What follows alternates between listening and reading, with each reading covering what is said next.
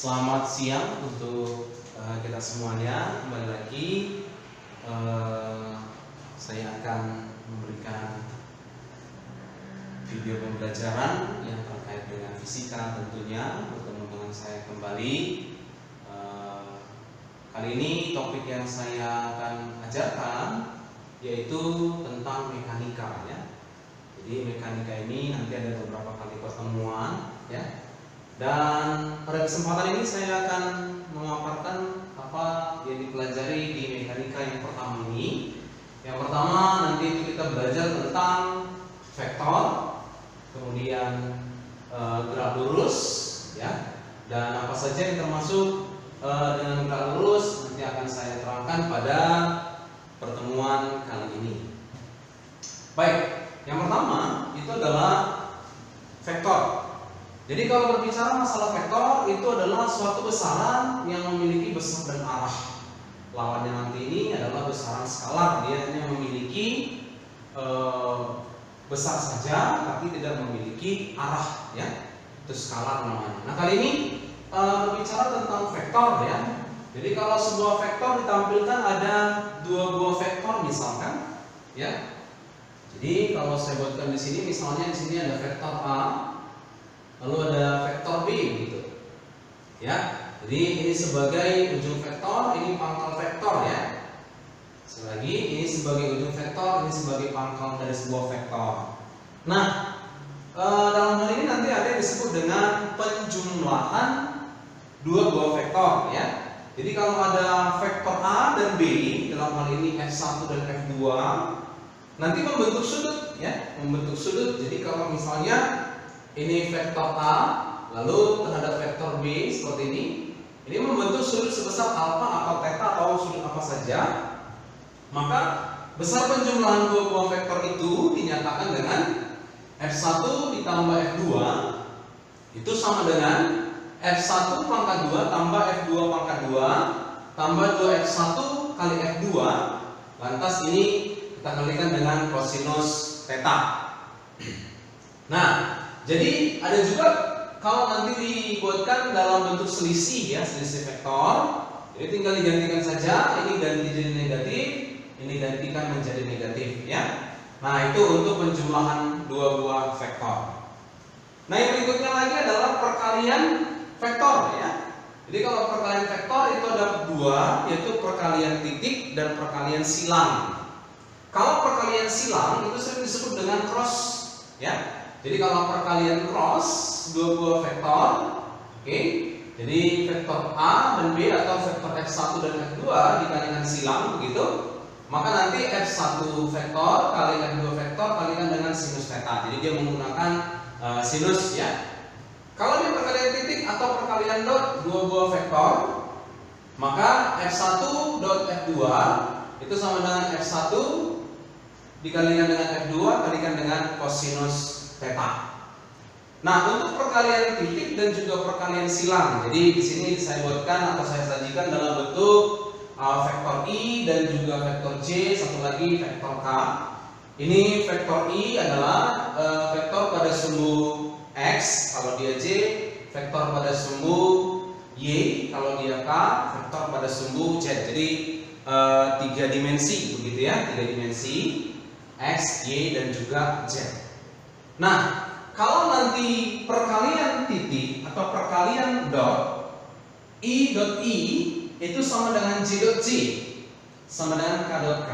Itu nilainya adalah 1 ya. Nah, yang lain di luar itu contoh I dot J atau J dot I ya, itu nilainya 0. J dot K atau K dot J itu juga nilainya 0. I dot K atau K dot I itu juga sama dengan 0. Jadi di luar dari yang sama dikalikan titik itu sama dengan 0. Nah, seperti itu ya. Oke. Nah, yang berikutnya perkalian silang atau perkalian cross. Kalau yang sama dikali silang atau cross ya, I cross I itu sama dengan J cross J sama dengan K cross K, kebalikan daripada si perkalian titik ya. Nilainya sama dengan 0. Namun nanti untuk ya perkalian di luar dari yang sama, perkalian silang atau cross, itu nanti menghasilkan begini, ya. ingat saja ketika jarum jam berputar, putaran itu normalnya begini ya. Nah, itu ya. Jadi kalau I cross J itu hasilnya ini K ya. Hasilnya adalah K vektor. K cross I ini kan masih searah ya. Hasilnya adalah J vektor. Oke? Dan seterusnya. Bagaimana kalau kebalikannya? Kalau kebalikannya tandanya jadi berubah menjadi negatif ya. Contoh kalau I cross K kan sudah berlawanan arah ya. Maka hasilnya minus J. J cross I ini juga berlawanan, hasilnya adalah minus K. Nah, seperti itu kalau perkalian dua buah vektor ya, perkalian dua buah vektor yang saya ajarkan pada video pembelajaran ini. Yang berikutnya itu adalah gerak lurus. Nah, kalau gerak lurus nanti ini terbagi atas beberapa: gerak lurus beraturan, gerak lurus berubah beraturan, gerak jatuh bebas, gerak dilempar vertikal ke atas, gerak dilempar vertikal ke bawah, gerak parabola, dan kamarnya nanti adalah gerak mendatar ya. Nah, satu-satu akan saya terangkan. Yang pertama, gerak lurus beraturan. Jadi bagaimana yang disebut dengan gerak lurus beraturan? Jadi ketika sebuah benda ya, kalau ini misalkan lintasan dari bendanya, ini posisi A misalkan, artinya posisi benda pada titik A. Ini posisi B, posisi benda pada titik B. Ini posisi C, posisi benda pada titik C, begitu ya. Lantas ketika di A, kecepatannya sama dengan 10 meter per detik. Ketika di B, kecepatannya itu 10 meter per detik. Ketika di C, kecepatannya itu 10 meter per detik. Inilah yang disebut selanjutnya dengan gerak lurus beraturan. Ya. Sehingga kalau kita amati ini, ketika di A dan ketika di B, satu lagi ketika di C, kecepatan benda tersebut tidak ada perubahan. Nah, itu ya, kecepatannya tidak ada perubahan. Sehingga kalau kecepatannya tidak ada perubahan, maka bisalah kita buatkan di sini bahwa ketika gerak lurus beraturan, kecepatannya itu nilainya konstan. Artinya dia tidak berubah ataupun tetap, ya.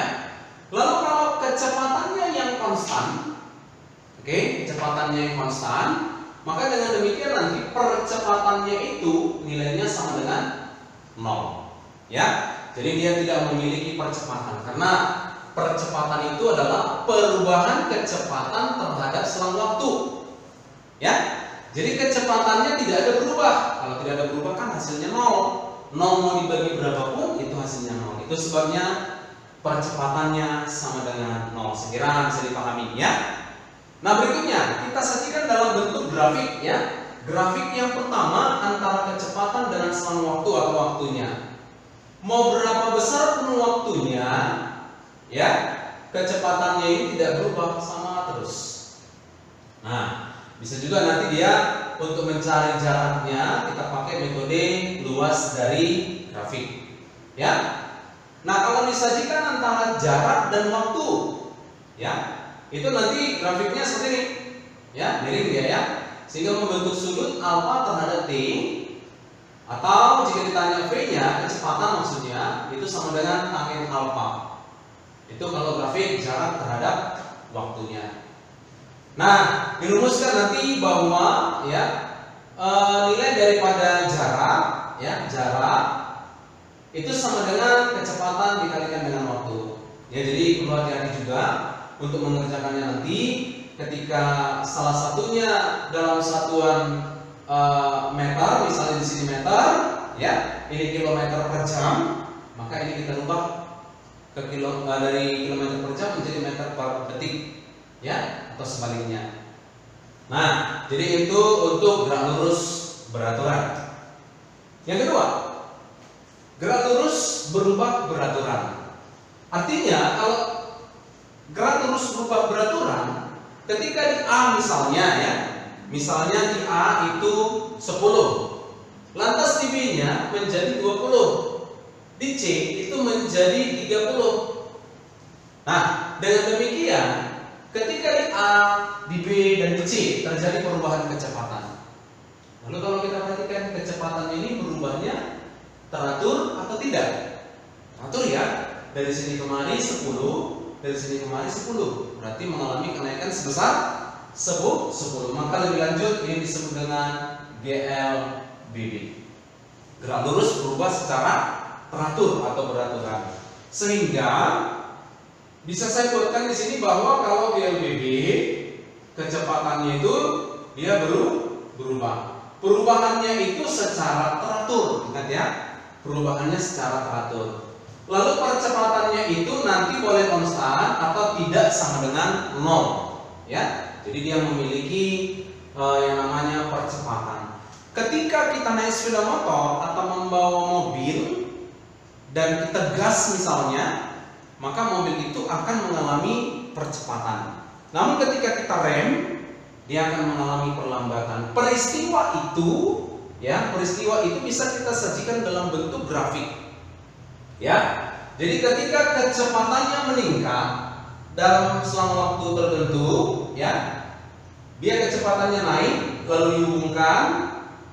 Inilah grafik kalau nanti dia dipercepat, ya.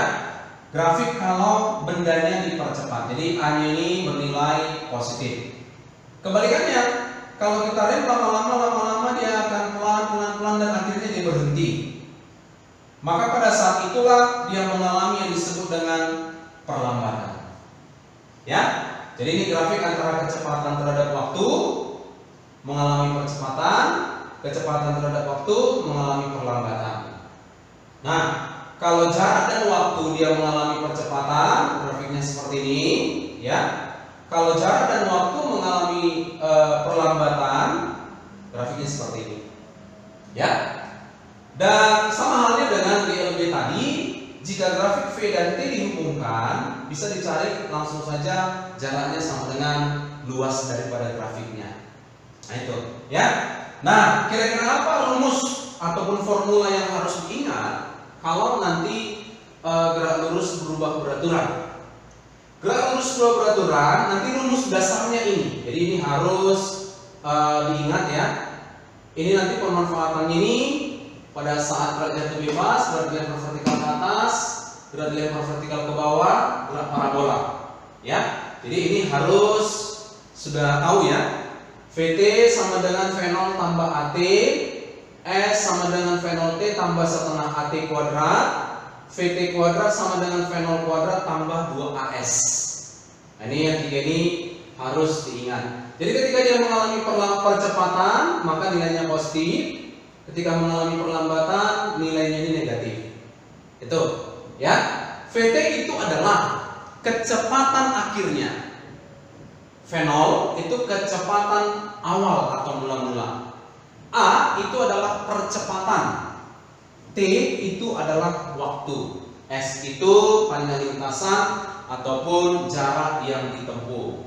Nah, ini ya harus sudah tahu rumus daripada gerak lurus berubah beraturan.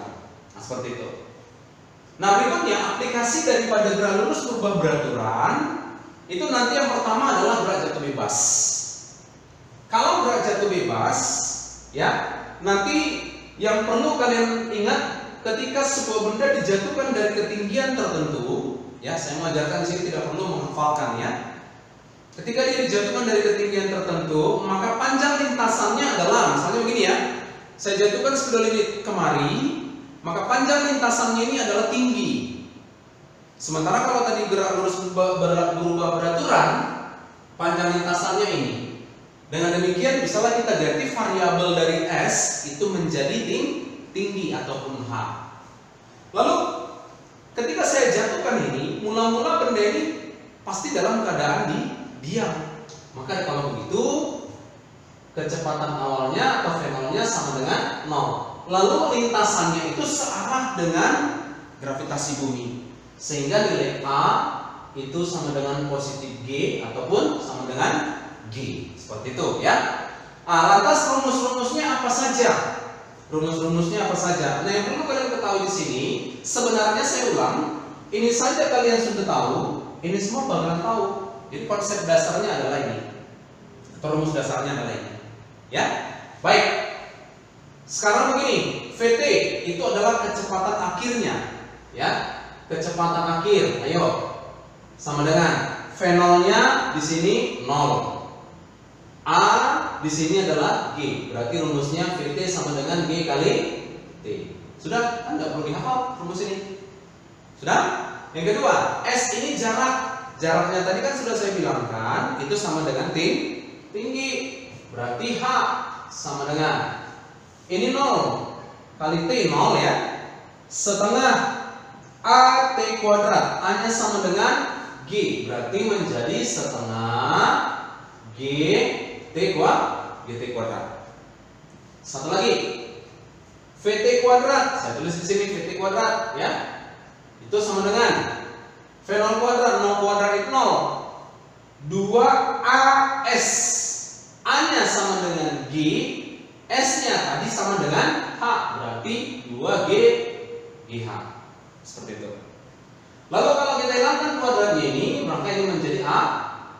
Nah, inilah yang menjadi rumusan yang perlu pada gerak jatuh bebas. Jadi sebenarnya tidak ada yang perlu dihafal di sini, cukup hanya ini saja, dan yang lain itu adalah konsep-konsepnya, ya. Baik.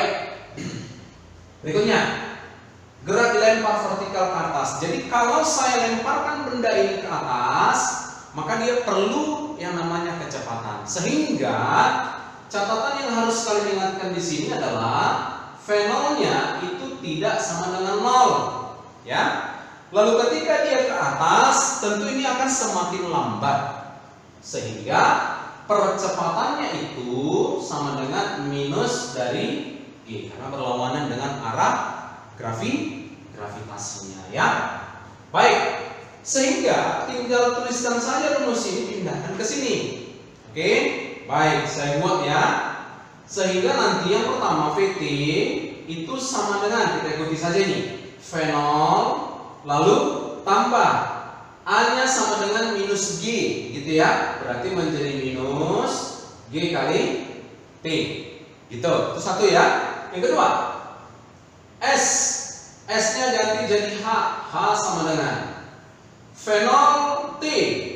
Fenolnya kan ada ya, fenol T kurang setengah GT kuadrat, kan gitu ya. Terus satu lagi, VT kuadrat itu sama dengan fenol kuadrat dikurang 2AS. A-nya sama dengan minus G tadi, S-nya sama dengan H. Berarti 2GH. Nah, seperti itu ya. Ini yang perlu kalian ketahui untuk gerak dilempar vertikal ke atas. Sekali lagi, tidak perlu dihafalkan, yang penting tahu yang ini ya. Dan catatannya seperti yang sudah saya buatkan. Nah, berikutnya, ketika benda ini naik ke atas, akhirnya setelah sampai di paling puncak, dia akan turun kembali.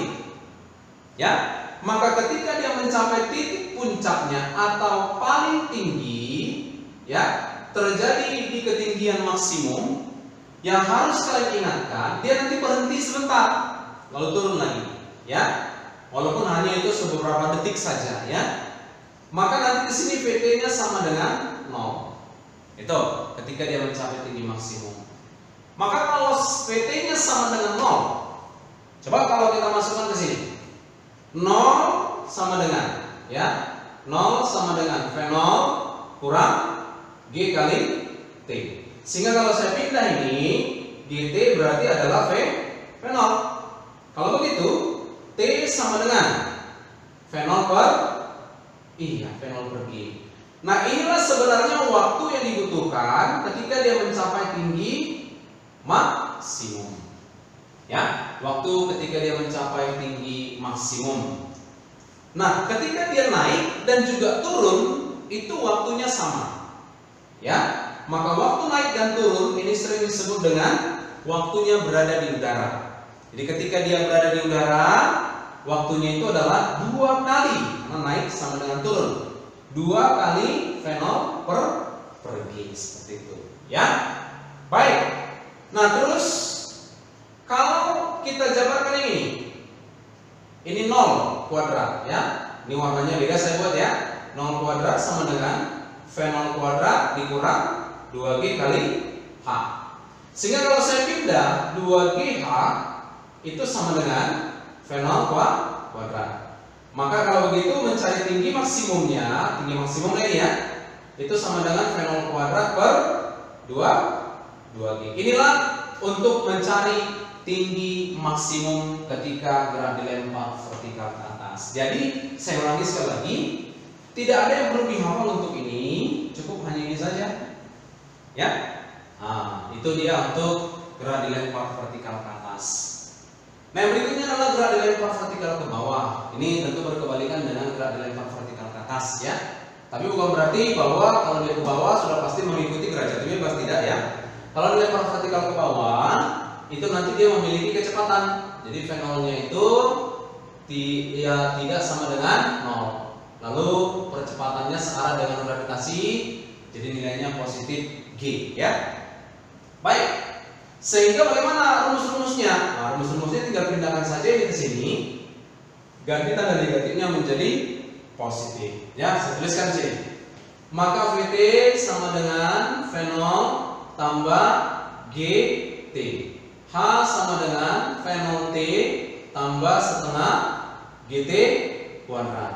Lalu satu lagi ini ya, Vt kuadrat sama dengan V0 kuadrat tambah 2G kali H.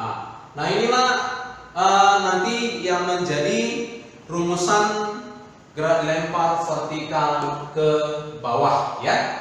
Baik, itu sampai di situ ya. Kemudian nanti ada yang disebut dengan gerak parabola.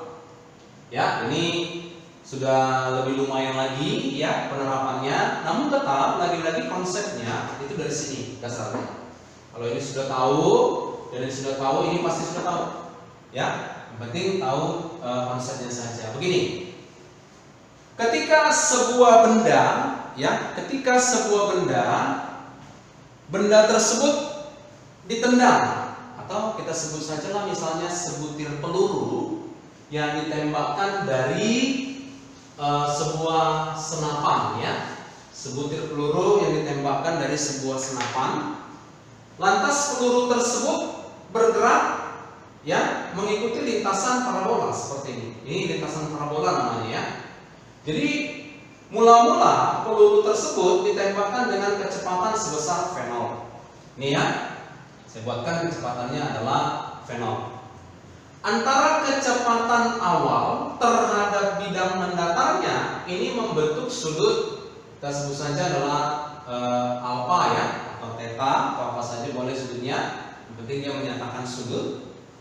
Maka dengan demikian analisis vektornya adalah begini. Kalau saya uraikan dia terhadap sumbu x ini ya, oke. Saya uraikan terhadap sumbu y, kecepatannya maksudnya ya. Maka kecepatan pada sumbu x ini saya taruh V0 x.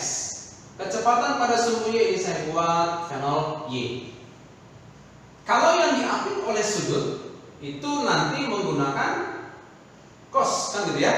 Maka V0 x itu adalah V0 cos alpha. Seperti itu ya. Yang menjadi sudut itulah V0 y. Maka V0 y-nya adalah V0 sin alpha. Jadi ini untuk kecepatannya pada sumbu x dan sumbu y. Seperti itu, ya. Nah, ketika peluru itu mencapai titik tertentu. Oke. Titik tertentunya kita buat saja misalkan di sini. Ya. Ini. Maka pada saat di sini ini bisa kita proyeksikan terhadap sumbu x. Ini ya, terhadap sumbu x, ini sumbu x, dan terhadap sumbu y ini. Nah itu, ya. Sehingga panjang lintasannya pada sumbu x dan y bisa kita uraikan. Begini, pada sumbu x ini saya taruh jaraknya ke sini adalah x, gitu. Lalu ini ke sini adalah y, ya. Baik, jadi mencari x dan y sebelumnya benda ini bergerak hanya sepanjang sumbu y saja, ya. Sehingga bisa disimpulkan bahwa gaya yang bekerja pada sumbu x, sigma gaya pada sumbu x itu tidak ada.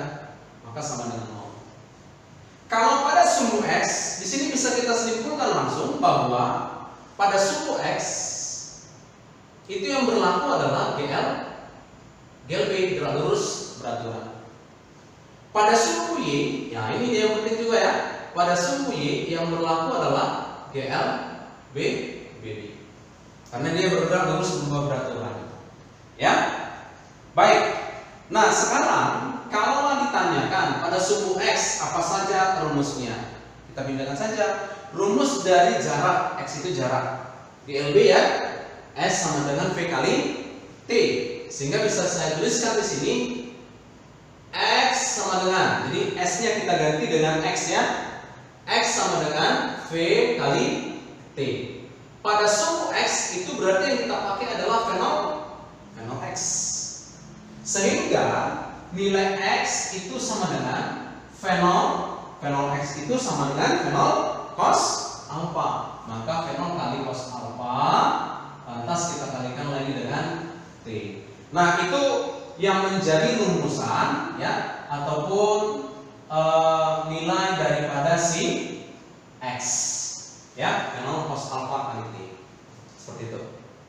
Nah sekarang pada sumbu Y, ya, pada sumbu Y yang terjadi adalah gerak lurus berubah beraturan. Maka yang cocok sebenarnya, karena ini berlawanan dengan gravitasi, yang cocok itu adalah gerak dilempar vertikal ke atas. Nah, sekarang rumus yang 3 ini kita manfaatkan untuk mencari ataupun untuk menentukan rumus yang terjadi pada sumbu Y. Itu ya. Yang pertama, VT sama dengan, oke, VT sama dengan, oke, VT sama dengan V0 kurang G kali T. Ini ya, ini yang saya bedakan. Saya lanjut ya. Maka VT itu maksudnya apa? Kecepatan di sini. Nah, kecepatan di sini karena dia pada sumbu Y, saya taruh aja adalah VY. Oke? Kecepatan mula-mulanya karena dia pada sumbu Y itu menjadi fenol Y. Kan gitu? Kurangkan dengan G kali T. Sehingga VY itu sama dengan fenol Y-nya ganti. Fenol sinus alfa, gitu ya. Fenol sinus alfa kurangkan dengan G kali T. Nah ini rumusnya untuk mencari kecepatan pada sumbu Y ya. Ini yang pertama. Yang kedua, oke, yang kedua kita pakai rumusnya nih. H, saya tulis di sini ya. H sama dengan, oke, H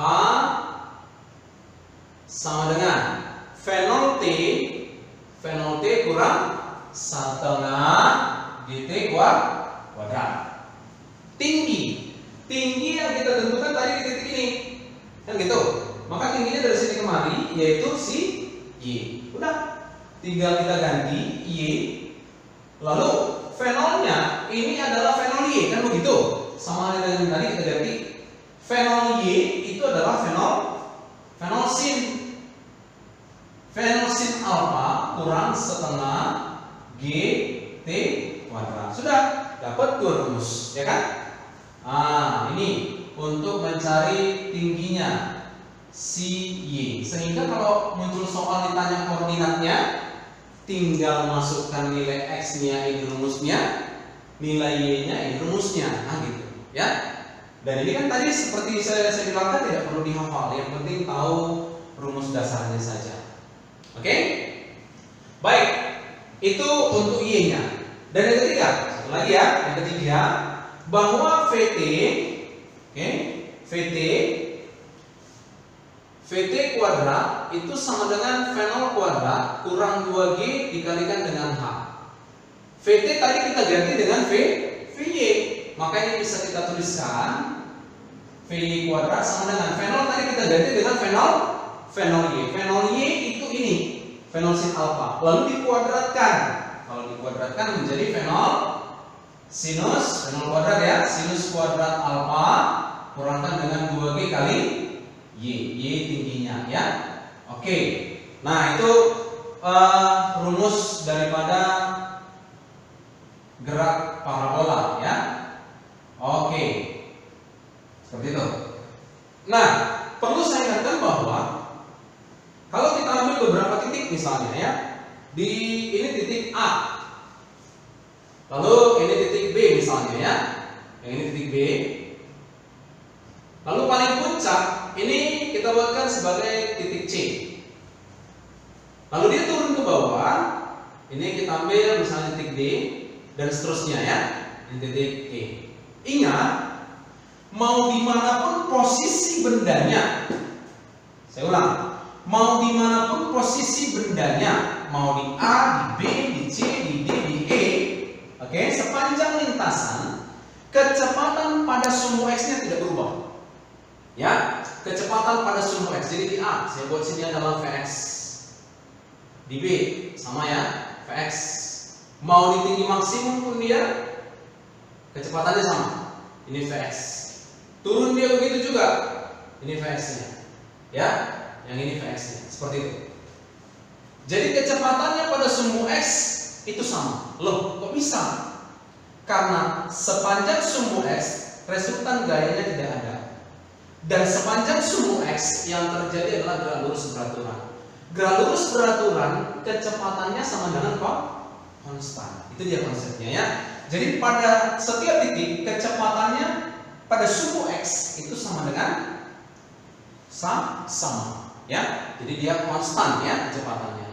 Beda halnya dengan kecepatan pada sumbu Y ya. Beda halnya kecepatan pada sumbu Y. Ketika dia di A ya, ketika di A saya buat di sini ini VY-nya.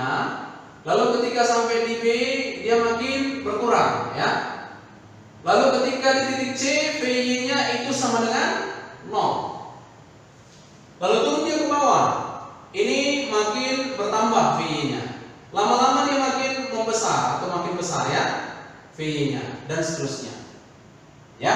Jadi kecepatan pada sumbu Y-nya berubah ya, dan pada tinggi maksimum VY-nya 0.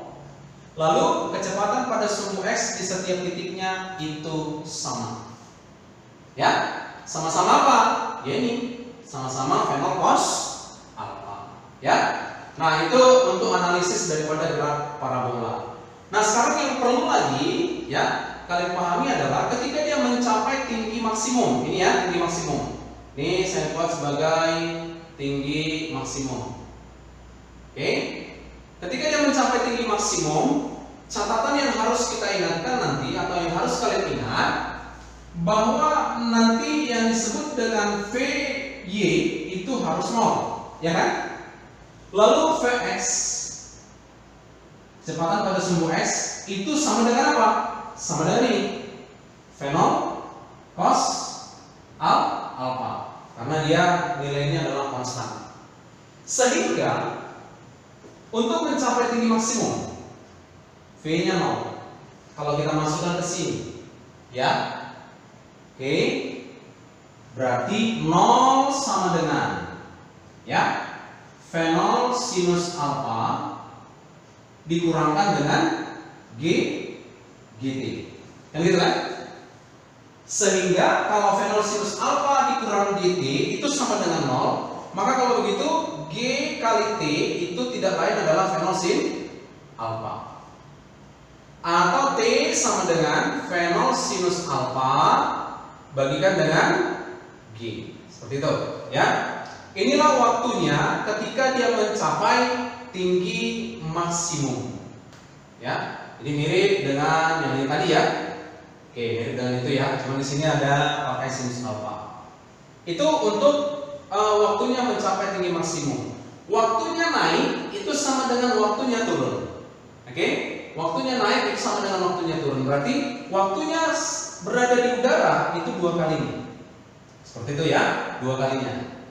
Nah, berikutnya, kalau kita jabarkan ini, ketika dia mencapai tinggi maksimum, ya, ketika dia mencapai tinggi maksimum, ketika itu maksimum, maka ini 0, kan gitu kan? 0 kuadrat itu sama dengan ya V0 sinus alfa dikuadratkan V0 kuadrat sinus kuadrat alfa kurang 2G. Y tingginya menjadi H H maksimum. Berarti ini 2G H maksimum. Sehingga kalau mencari 2G H max itu adalah V0 kuadrat sinus kuadrat alfa. Atau H maksimum itu tidak lain adalah V0 kuadrat sinus kuadrat alfa, lalu kita bagikan dengan 2G. Pindahkan ya, 2G. Nah, itulah untuk mencari besarnya ataupun rumus daripada H maksimum, ya, H maksimum. Jadi sekali lagi tidak perlu dihafalkan, yang penting tahu konsep dasarnya saja, ya. Baik, ini untuk gerak parabola. Tambahannya nanti adalah energi, ya, energi. Pada saat yang mencapai tinggi maksimum, nanti ada energi kinetiknya. Energi kinetiknya ada. Kok bisa ada energi kinetiknya? Karena kecepatannya ada, yaitu kecepatan pada sumbu x. Jadi tinggal dimasukkan setengah mv kuadrat. V-nya gantikan dengan ini. Oke. Energi potensial yang mencapai tinggi maksimum udah mgh. Ya. Hanya ganti menjadi H maksimum, yang ini rumusnya. Itu ya. Nah, energi mekaniknya gimana? Tinggal jumlahkan energi potensial ditambah energi kinetik. Satu lagi, kalau ini H maksimum tinggi dari sini ke sini, ya, dari sini ke sini. Sekarang jarak mendatarnya ini ke sini. Nah, untuk mencari yang ini kemari atau x maksimum itu kita kembalikan ke sini. X sama dengan V0 cos alpha dikali T, kan begitu? Maka T-nya yang kita ganti adalah ini kan dari awal sampai akhir. Berarti waktunya berada di udara. Waktu di udara itu dikalikan dengan berapa tadi? 2. Maka ini 2 V0 sinus alpha per G. Sekali lagi ya, 2 V0 sinus alpha per G. Kita masukkanlah ke sini. Itulah nanti menjadi rumus daripada X maksimumnya. Nah, seperti itu untuk gerak parabola. Nah, tambahannya nanti adalah gerak mendatar, ya. Kalau gerak mendatar itu seperti menjatuhkan balon bantuan, ya, ataupun benda dari pesawat terbang, atau menjatuhkan bom, ya, dari ketinggian tertentu.